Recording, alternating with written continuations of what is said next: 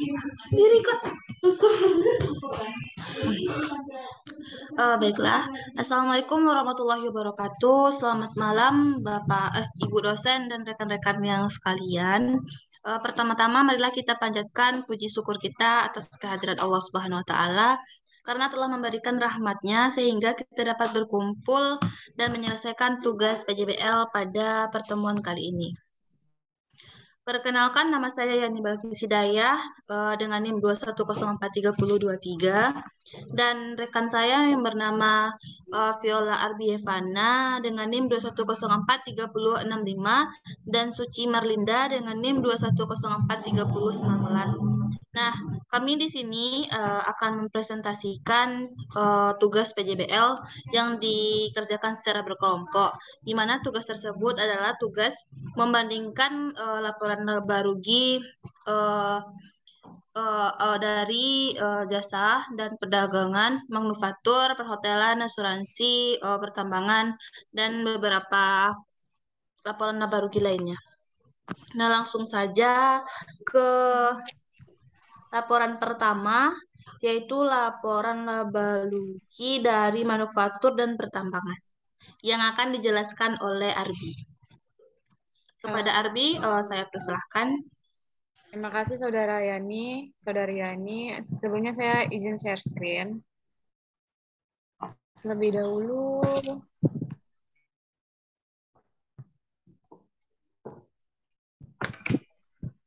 Oke, udah keluar Yani, Suci?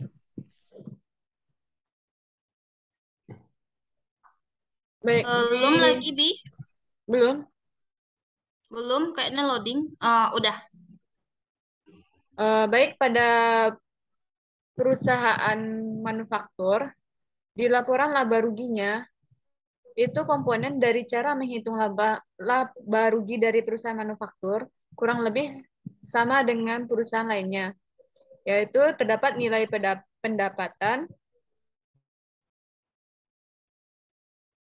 serta beban yang selisihnya akan menunjukkan nilai laba. Di dalam perusahaan manufaktur, elemen atau indikator penting dalam penetapan laporan laba rugi perusahaan manufaktur yaitunya satu, revenue atau pendapatan. Di sini sudah ada dicantumkan pendapatan dari PT September Syria. Lalu profit atau keuntungan, loss atau kerugian. Dapat dikatakan sebagai biaya yang diperlukan ternyata lebih besar daripada pendapatan. Expense lebih besar daripada revenue. Beban lebih besar daripada pendapatan. Jadi di sini sudah bisa kita lihat dari laporan laba rugi untuk laba rugi atau laba rugi kotornya 139.500, sedangkan untuk laba rugi setelah operasionalnya 94.500. Lanjut ke perusahaan pertambangan. Pada perusahaan pertambangan sama halnya dengan laporan laba rugi di perusahaan manufaktur, yang mana ada unsurnya dari total penjualan, laba kotor, beban penyusutan, dan beban pemeliharaan, serta laba bersih. Dan pada perusahaan laba rugi anggaran versus realisasi dari Zahir Tambang, Januari 2013, ditemukan adalah HPP-nya 92 juta di tahun realisasi, di bagian realisasinya, dan juga laba kotornya senilai 188.500.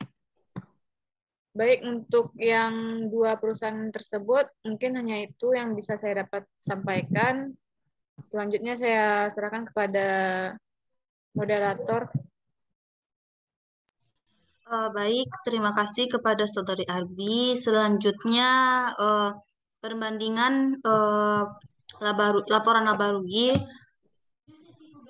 yaitu dari perhotelan, perbankan dan asuransi yang akan dibacakan oleh saudari Suci Merlinda. Kepada Suci, saya persilahkan.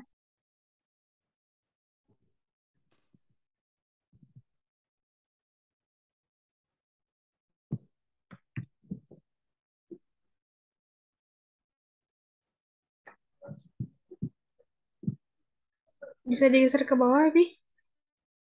Ya, sebentar. Hmm.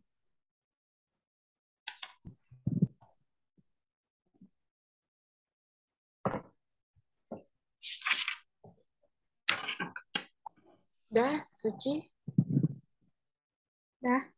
Baiklah, saya akan menganalisis perbedaan antara laporan laba rugi pada perusahaan asuransi dan perbankan. Laporan laba rugi pada perusahaan asuransi menyajikan laporan laba rugi dalam bentuk laporan komprehensif yang menyajikan pendapatan yang terdiri atas pendapatan premi dan pendapatan lainnya selama periode berjalan, seperti pendapatan premi, premi asuransi, dan pendapatan lainnya. Selanjutnya ada akun beban menyajikan tentang klaim dan manfaat pada perusahaan. Selanjutnya biaya yang menyajikan beban usaha pada perusahaan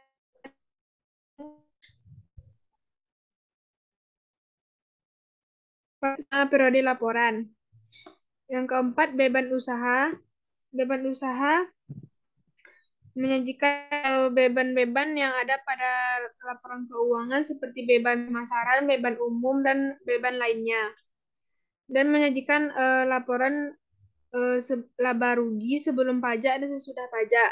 Laba rugi sebelum pajak dilakukan sebelum pajak penghasilan. Laba rugi sesudah pajak setelah pajak adanya pajak penghasilan. Dan yang kedua itu perbankan. Laporan laba rugi pada perbankan menyajikan pendapatan dan beban operasional lain pada perusahaan. Laba rugi non operasional dan laba bersih periode berjalan. Dalam laporan laba rugi perusahaan bank ini tidak menyajikan laba bersih pada periode laporannya. Mungkin sekian dari saya. Terima kasih kepada Suci Marlinda. Materi selanjutnya perbandingan antara laporan laba rugi uh, dari perhotelan dan jasa konstruksi yang akan saya jelaskan sendiri,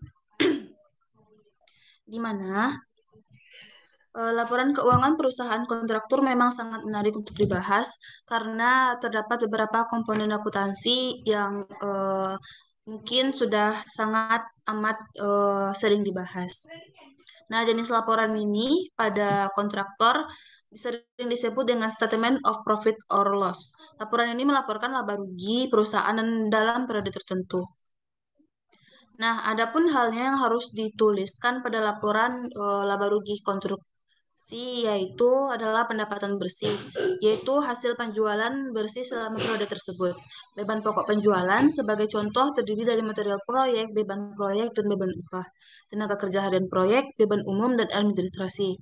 Tersendiri dari gaji, BPJS, biaya kantor, BBM, tol parkir, penyusunan aktivitas tetap, dan lain-lainnya. Nah, beban penjualan terdiri dari iklan, promosi, ekspedisi, dan lain-lain. Di sisi lain, kita juga harus menyertakan laporan tertulis mengenai beban usaha, pendapatan bunga, selisih kurs pajak hari ini, beban pajak penghasilan final, pendanaan, serta pemulihan penurunan nilai instrumen keuangan. Sedangkan laporan laba rugi hotel telah ditemukan bahwa sistem akuntansi hotel berdasarkan departemen. Satu di antara laporan keuangan yang penting adalah laporan laba rugi. Nah, pada laporan ini menunjukkan pendapatan biaya dari suatu unit usaha. Sebagai industri jasa, biasanya konstruksi itu adalah barang yang biasanya nanti ada persediaan dan lain-lainnya. Sedangkan pada perhotelan dikemukakan bahwa sistem akuntansi hotel itu berdasarkan kepada departemen. Nah, jadi bedanya antara konstruksi tadi dan hotel itu salah satunya pada pembagian laporannya. Karena pada laporan laba rugi perhotelan nanti akan dibagi per departemen. Sedangkan pada laporan jasa konstruksi itu tidak ada. Dia cuma satu aja. Nah, kalau di perhotelan ini ada nanti pos-pos. Departemen itu sama dengan pos-pos, nantinya akan diukur dan dinilai sesuai dengan staf yang akan mengukur setiap penghasilan, pendapatan, biaya yang ada pada pos-pos tertentu. Nah, dalam usaha perhotelan, secara akuntansi, produk atau penjualan produk atau jasa yang ditawarkan mempunyai harga pokok sendiri. Menurut Suwirjo, membaginya dalam 3 golongan, yaitu primary sale, driven sale, dan independent sale. Berdasarkan pengelompokan produk yang ditawarkan sebuah hotel, bahwa pendapatan utama sebuah hotel berasal dari penjualan kamar, sewa ruangan lainnya, serta meeting room, baik untuk pertemuan terbatas, seminar, pelatihan, dan lain-lain. Nah, jadi kesimpulannya dapat kita lihat pada laporan laba rugi antara perhotelan dan jasa konstruksi.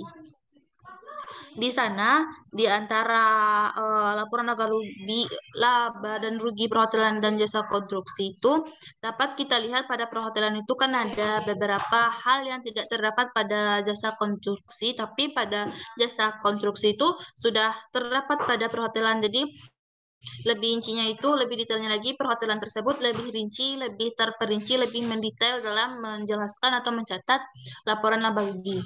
Dan itu pun dibikinnya per pos atau per departemen. Nah, sekian yang bisa saya sampaikan untuk laporan laba rugi antara perhotelan dan jasa konstruksi. Nah, kesimpulannya dari diskusi atau presentasi kami pada malam ini adalah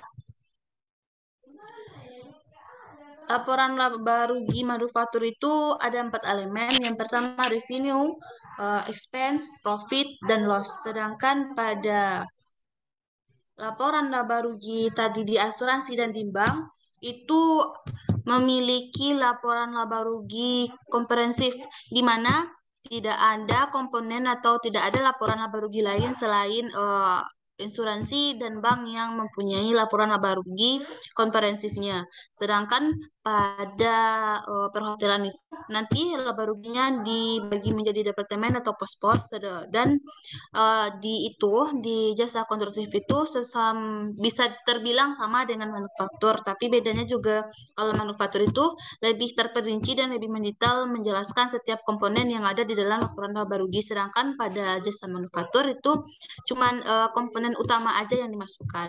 Nah, sekian yang bisa saya sampaikan. Apakah dari rekan-rekan yang lainnya ada yang ingin menambahkan? Baik, terima kasih Yani sebelumnya. Mungkin sudah cukup jelas dari penjelasan presentasi 1 tadi sampai ke 6. Ya. Oke. Nah, demikianlah diskusi kelompok kami. Marilah kita mengucapkan alhamdulillah. Sebagai pembawa acara, saya memohon maaf jika terjadi kesalahan saat proses penyampaian. Nah, sekian dari kelompok kami. Selamat malam dan Assalamualaikum warahmatullahi wabarakatuh.